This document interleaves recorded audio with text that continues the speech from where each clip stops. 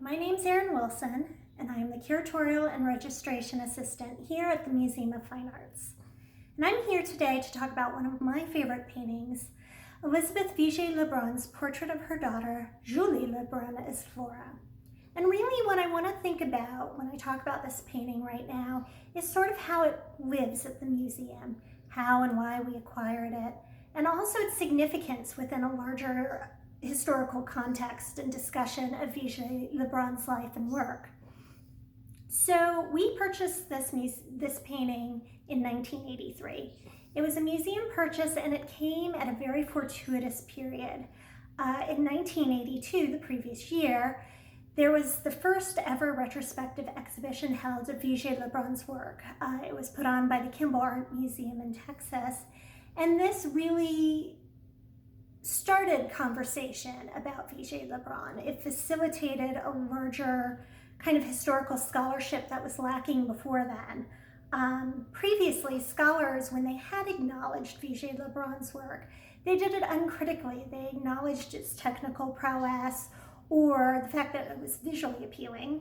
I mean, it's pretty, but they didn't really look at her and her work within the context of the society that she was working in and the relevance and the importance of that.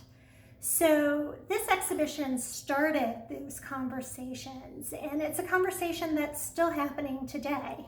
In fact, in 2015 and 2016, the MFA's painting was part of a second retrospective exhibition of Elisabeth Vigée Le Brun's work.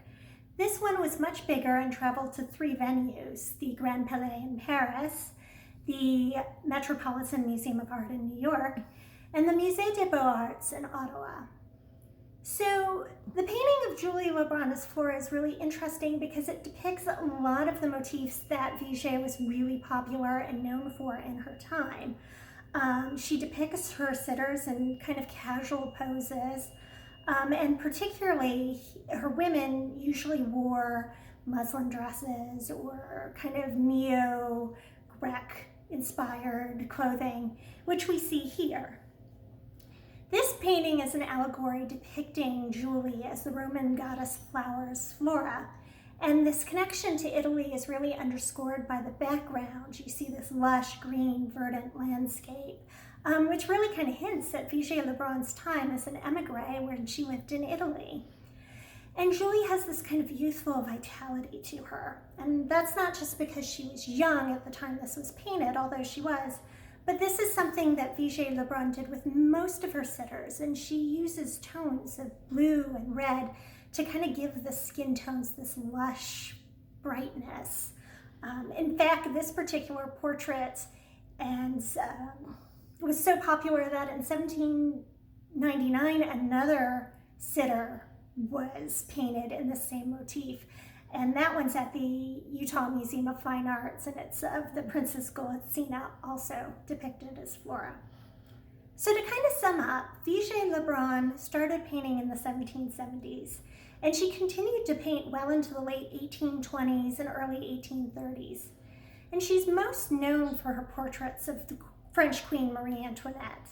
So it's interesting that in the 1880s, the memoirs of Madame Campan came out. And Madame Campan was First Lady-in-Waiting to the Queen. And in her memoirs, she notes, and I quote, "There's no good portrait of the Queen, save that by Wertmüller, chief painter to the King of Sweden, and that of Madame Le Brun." So thank you for joining me today. I always appreciate the opportunity to talk about Vigée Le Brun's work, and I really hope you enjoyed this brief video.